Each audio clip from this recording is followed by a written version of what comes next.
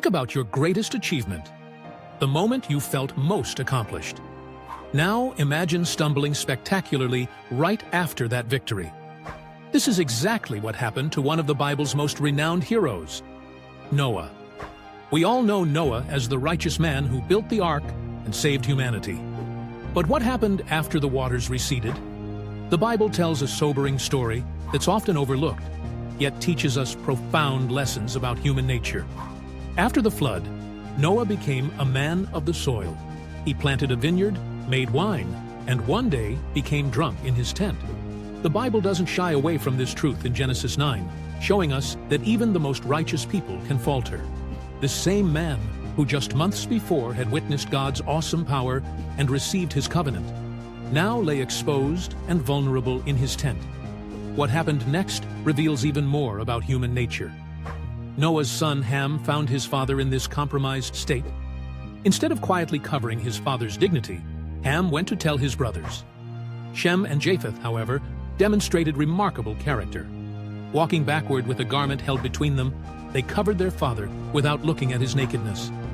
When Noah awoke and learned what had happened, he blessed Shem and Japheth for their respectful actions, but pronounced a curse on Ham's son, Canaan.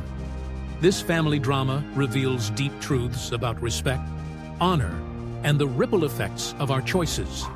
This story challenges our tendency to put biblical figures on pedestals. Noah was righteous. Scripture clearly states this, but he wasn't perfect.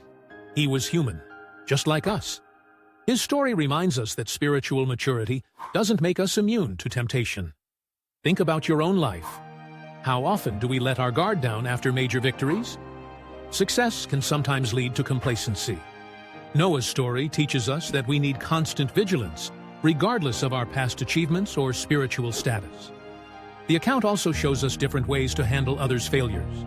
We can be like Ham, exposing and perhaps even delighting in others' weaknesses. Or we can be like Shem and Japheth, choosing to protect dignity and restore honor. This isn't just ancient history.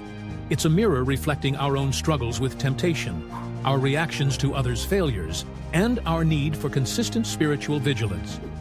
Even today, we face choices between honoring or dishonoring others, between covering or exposing their faults. The story reminds us that God's heroes aren't perfect people.